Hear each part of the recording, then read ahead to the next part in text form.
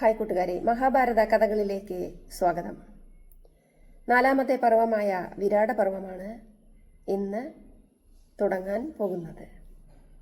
12 വർഷത്തെ വനവാസകാലത്തിന് ശേഷം ഒരു വർഷം അജ്ഞാതവാസക്കാലത്തിലേക്ക് പോകുന്ന പാണ്ഡവരുടെ കഥയാണ് വിരാട പർവത്തിൽ നമുക്ക് കാണാൻ സാധിക്കുന്നത്. അപ്പോൾ നേരെ കഥയിലേക്ക് പോകാം. മഹാഭാരത കഥ പറയുന്ന വൈശമ്പായന മഹർഷിയോട് ജനമേജയ മഹാരാജാവ് ഇങ്ങനെ ചോദിച്ചു. ബ്രഹ്മൻ, എൻ്റെ പ്രപിതാമഹന്മാർ, അതായത് പാണ്ഡവർ, ദുര്യോധനനെ പേടിച്ച് വിരാട രാജാവിന്റെ നഗരത്തിൽ, അതുകൊണ്ടാണ് ഈ പർവ്വത്തിന് വിരാട പർവ്വം എന്ന പേര് വന്നത്, അജ്ഞാതവാസക്കാലം എങ്ങനെ കഴിച്ചുകൂട്ടി എന്നറിയാൻ താല്പര്യമുണ്ട്. അപ്പോൾ ജനമേജയ മഹാരാജാവിന്റെ ചോദ്യത്തിനുള്ള മറുപടി തുടങ്ങുകയാണ് വൈശമ്പായന മഹർഷി ഇവിടെ. യക്ഷനിൽ നിന്നും വരങ്ങളൊക്കെ വാങ്ങി യുധിഷ്ഠിരൻ അനുജന്മാരോട് പറഞ്ഞു, നമ്മുടെ 12 വർഷത്തെ വനവാസകാലം ഇതാ കഴിഞ്ഞിരിക്കുന്നു.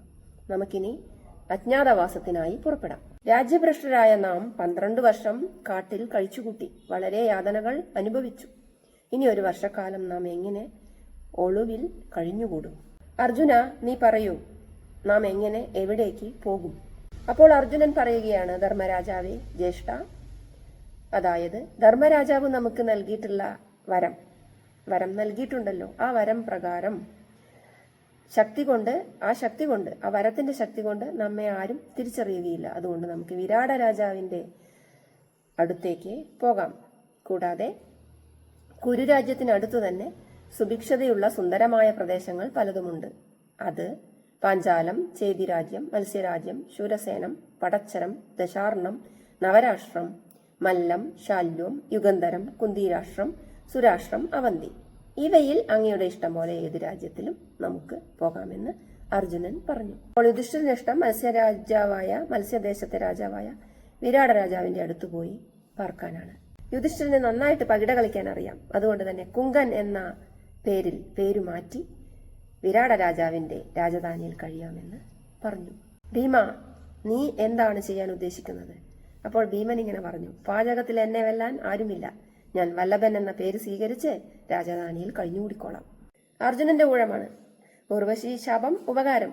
അർജുനൻ പറഞ്ഞു, ഞാനൊരു നപുംസകമായി രാജധാനിയിൽ കഴിയാം.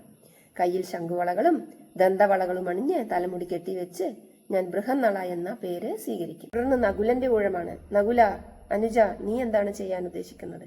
എനിക്ക് കുതിരകളെ വളർത്താൻ നല്ല ഇഷ്ടമാണ്. ഞാൻ വിരാട രാജാവിന്റെ കുതിരാലയത്തിൽ പണിയെടുത്തോളാം. നകുലൻ ഗ്രന്ഥികൻ എന്ന പേര് സ്വീകരിക്കാൻ തീരുമാനിച്ചു. തുടർന്ന് സഹദേവന്റെ ഊഴമാണ്. എത്ര വിറളി പിടിച്ച പശുവിനെയും നിലയ്ക്ക് നിർത്താൻ കഴിവുള്ളവനാണ് സഹദേവൻ. അതുകൊണ്ട് തന്നെ സഹദേവൻ പശു വളർത്തുന്ന ജോലിയിലേക്ക് പോകാമെന്ന് പറഞ്ഞു. പശുവിനെ വളർത്തുന്ന തന്തിപാലൻ എന്ന പേരോടെ വിരാട രാജാവിന്റെ പശുക്കളെ പോറ്റുന്ന പണി ഏറ്റെടുക്കാൻ സഹദേവനും തീരുമാനിച്ചു. അവസാനം ദ്രൗപദിയോട് യുധിഷ്ഠിരൻ ചോദിച്ചു, പ്രിയ പത്നി, നീ എന്താണ് ചെയ്യാൻ ഉദ്ദേശിക്കുന്നത്? അപ്പോൾ ദ്രൗപദി പറഞ്ഞു, അന്യ വീടുകളിൽ പണിയെടുക്കുന്നവരെ സൈരന്ധ്രി എന്നാണല്ലോ പറയുക. ഞാൻ സൈരന്ധ്രി ആയിക്കോളാം. ഞാൻ സുദേഷ്ണയുടെ, അതായത് വിരാട മഹാരാജാവിന്റെ രാജ്ഞിയുടെ കൂടെ നിന്നോളാം. കേശ സംരക്ഷണത്തിനായി ഞാൻ അവിടെ നിന്നോളാം. ഞാൻ ദ്രൗപദിയുടെ ശിഷ്യയാണെന്ന് പറഞ്ഞോളാമെന്നും ദ്രൗപദി പറഞ്ഞു. അടുത്ത ഭാഗത്ത് ദൗമ്യ മഹർഷിയുടെ ഉപദേശം നമുക്ക് കേൾക്കാം. മഹാഭാരത കഥകൾ ഇഷ്ടപ്പെടുന്നുണ്ടെങ്കിൽ ചാനൽ ലൈക്ക് ചെയ്യൂ, ഷെയർ ചെയ്യൂ, കമന്റ് ചെയ്യൂ.